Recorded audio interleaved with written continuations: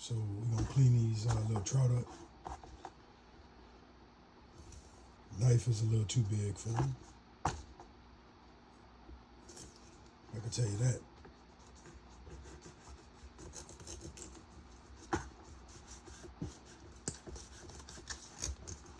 Knife is way too big for them.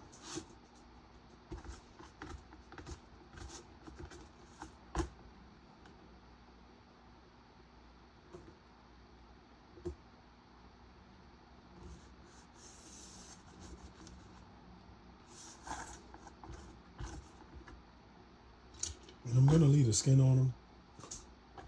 Pause back, just took care of that.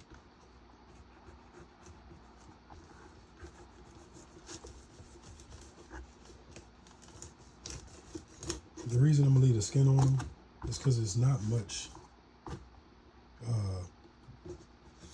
you know, everything don't have to be boneless and skinless, in other words.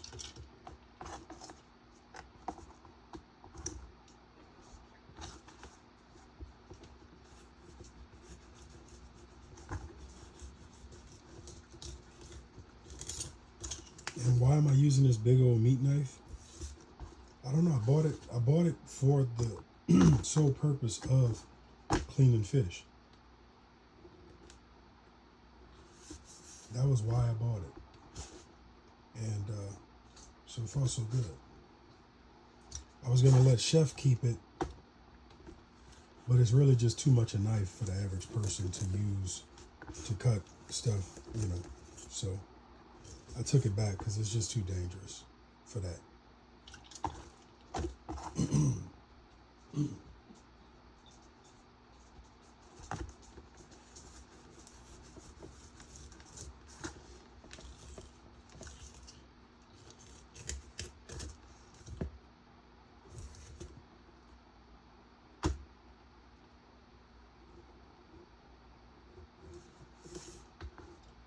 Give these fish to my mom's, and hopefully her and Micah and my dad enjoy them. The fruit of the labor, you know.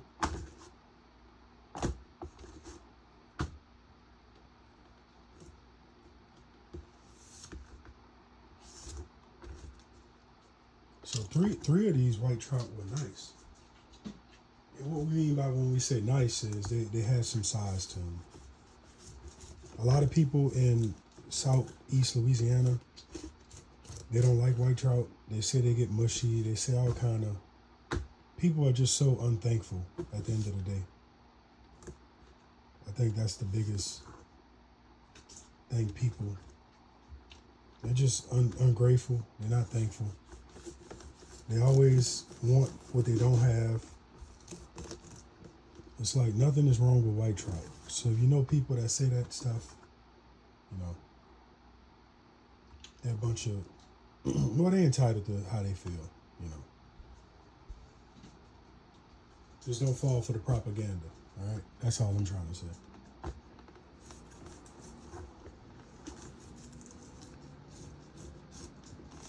And I should have on a cutlass glove. Believe me.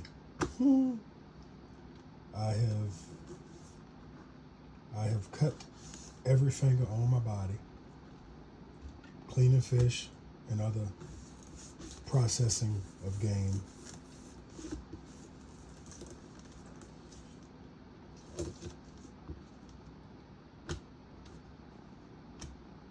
And this is one of the appeals of trout. They're easy to clean. And so people will settle for them because they're easy to clean. That was 5 trout.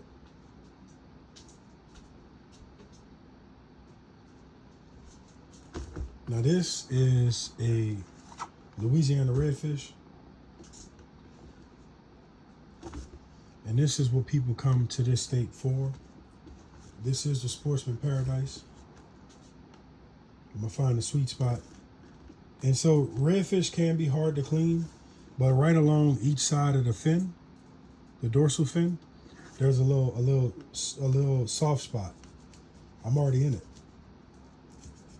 It does not take much to get in.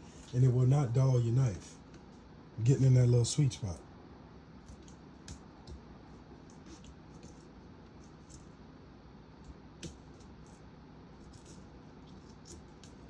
You can use a small pocket knife to clean a redfish. Just that easy, you know? Now, because, you know, of just the ergonomics of everything, I'm gonna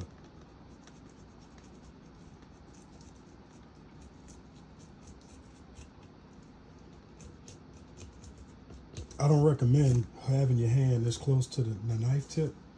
This is just the way I've taught myself over a long period of time. Bad technique.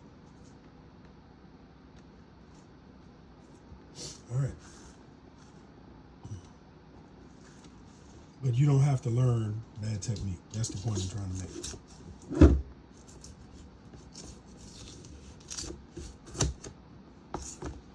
And one of the big things about cleaning fish, this hand will stay clean the whole process.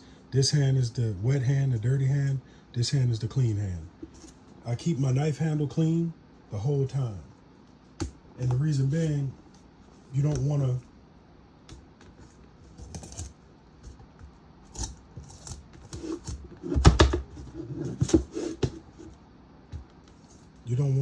have your knife slip. Now, okay, I got a little bit of meat. Got a little bit of meat on this carcass still. I'll just slice what allows me to slice. Just like that.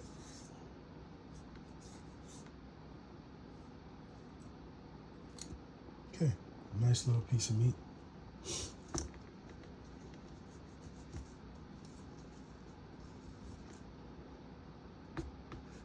I'm gonna violate my own. Watch this. That's for me. Good flavor. I love raw fish that I caught.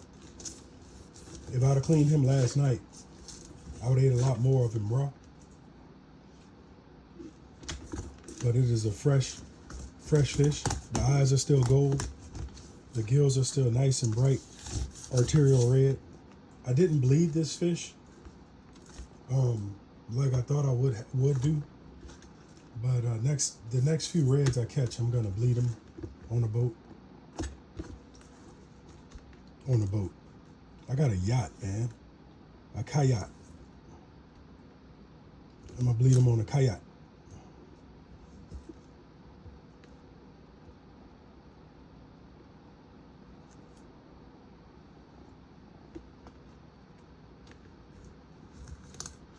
This is not the right knife for doing precision detailed work like this. I do want you to know that. So do not follow my bad example. Now what I'm gonna do is I'm gonna keep all of the heads and the backbones, and I'm gonna use that to make a fish stock.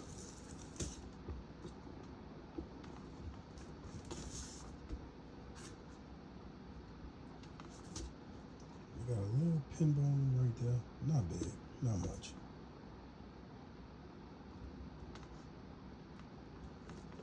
And normally, like I'm gonna get a dog this little bit of stomach. It's got a little pin bone in it, not much. That ain't gonna hurt nothing.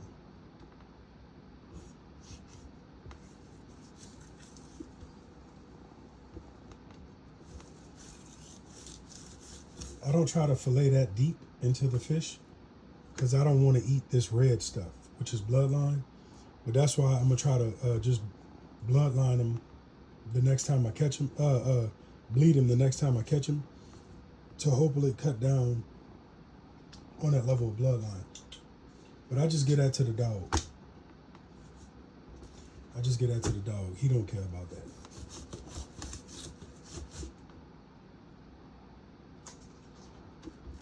I mean, he is a dog, right? Pretty.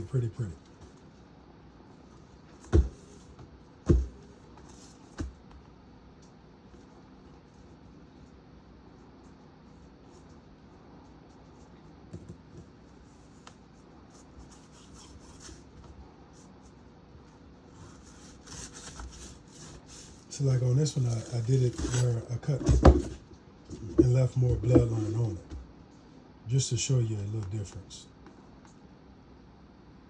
Now I'm gonna cut that bloodline out by just making a V right along it. All right. Mama, I'm on my way. So that's how you clean, a way to clean fish, you know? So I got the little bowl with some ice water. And now I get the fun part of cleaning all this up. But before I clean it up, let me process. Oh, I forgot the dog looking at me. I forgot to give him his stomach line.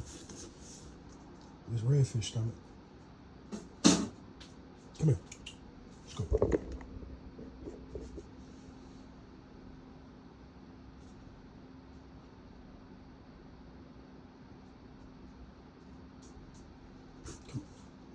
Little greedy tail. All right. So let me break down the rest of this video. All right. I'm going to save those fish heads as well.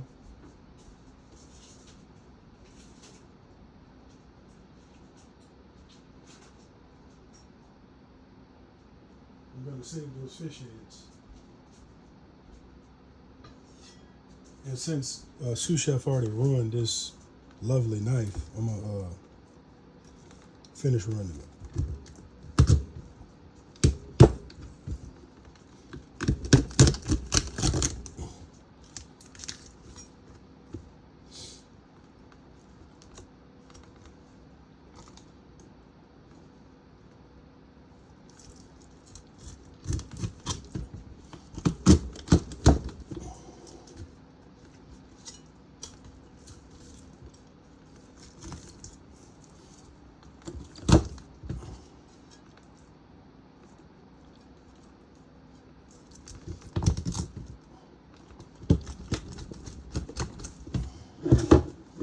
Let me move my plate. Plate back. All right, let's see what we got.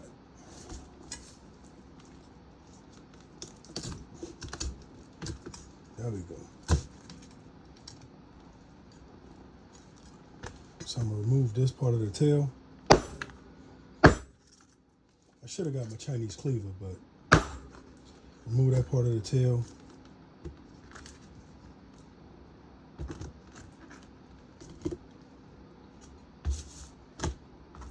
Finish breaking his head down.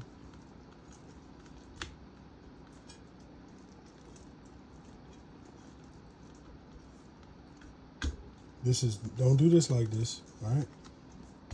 I watched some videos of them guys in India.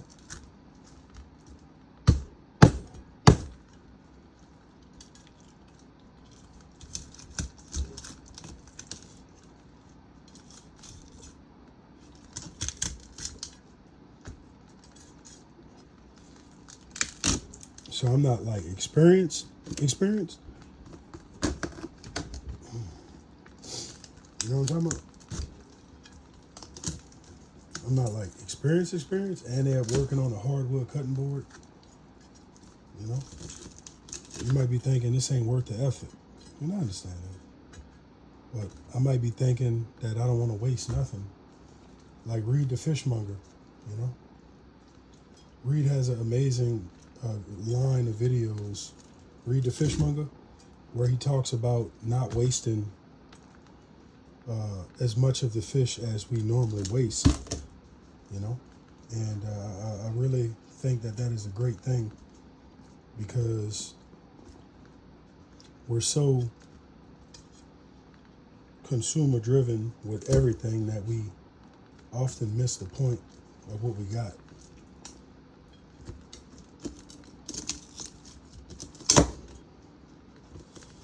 Yep.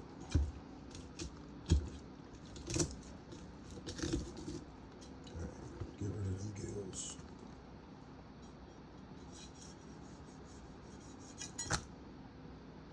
I'm not gonna give that to the dog.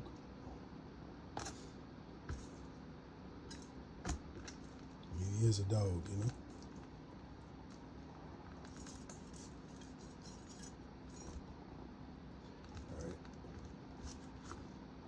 do something with this. I guarantee you. You're going to see this again. Not today because I got quite a few things to do today. But I may just roast them in the oven. That's what I may do. All right, unless I was looking for the other redfish, huh? Let's break down these white trout carcasses.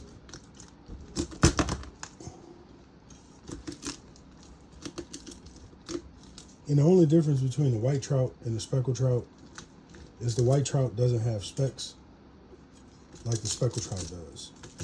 It's the same fish. A lot of people don't believe that, but one of them is a trophy fish, the other one is a trash fish. The white trout is a trash fish. It's not a trophy fish. And so it gets a different rap because of that.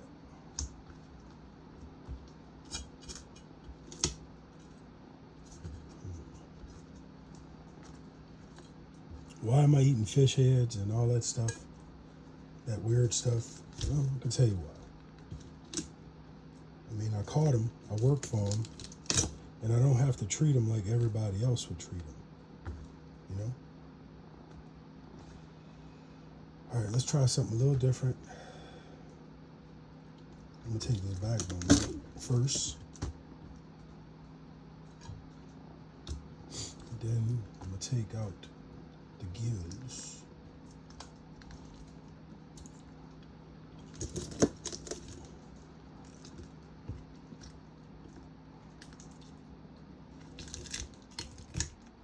Like that. Pull out that stomach. Hey, the first lady up. How was your nap, baby? Not good? I'm sorry. I'm making us some fish heads. You okay with that?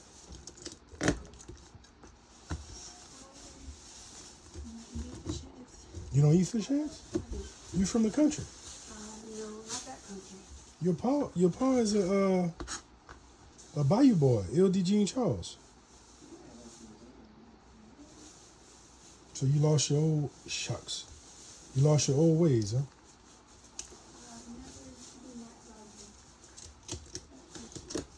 You lost your culture, huh? I'm about to talk to old Fall.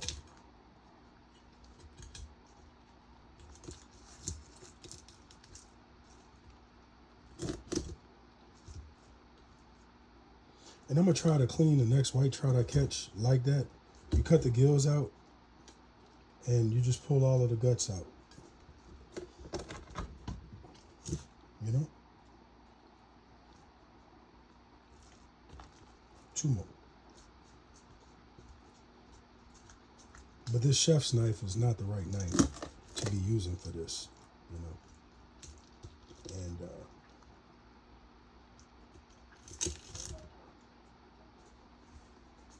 now I could say this scrap for like crab, or when I go to the river, I could save all of these scraps and just freeze them and just throw that out in the river just to have some fish oil close to where I'm gonna be fishing at. That's another thing you could do.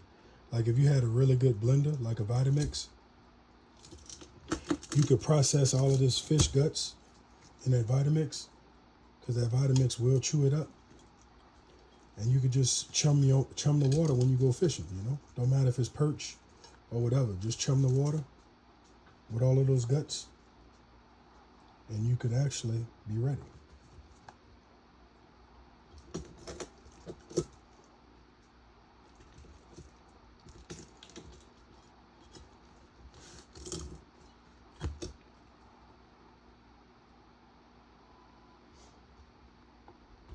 All right, there we go.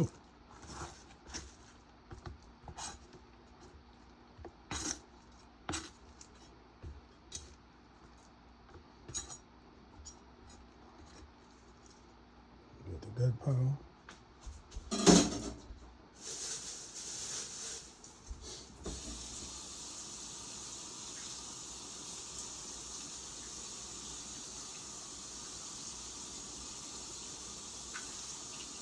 And I'd like to give a few closing remarks.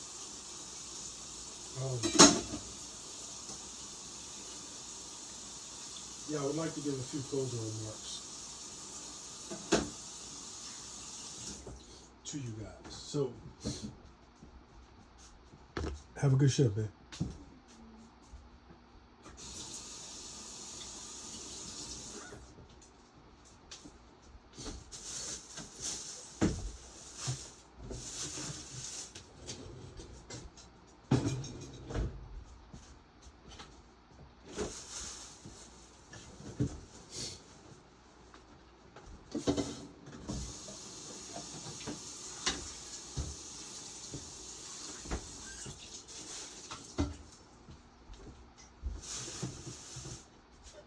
So, in closing, I want to say that if you know people that fish and they hunt, and maybe you've heard the colloquial expression, a bad day fishing is better than a day at work, there's a lot of truth in that. Fishing is great therapy, but also when you fish, you have a chance to recreate. And on top of that, we all have that sense of accomplishment when we hunt and gather. Or for those that don't hunt or fish, when we forest and gather, we all have that connection. And so don't lose that. You know what I'm saying? Don't lose that. Thanks for watching this video. Appreciate the support. Thanks for everything. We make a good team. See y'all at the next one.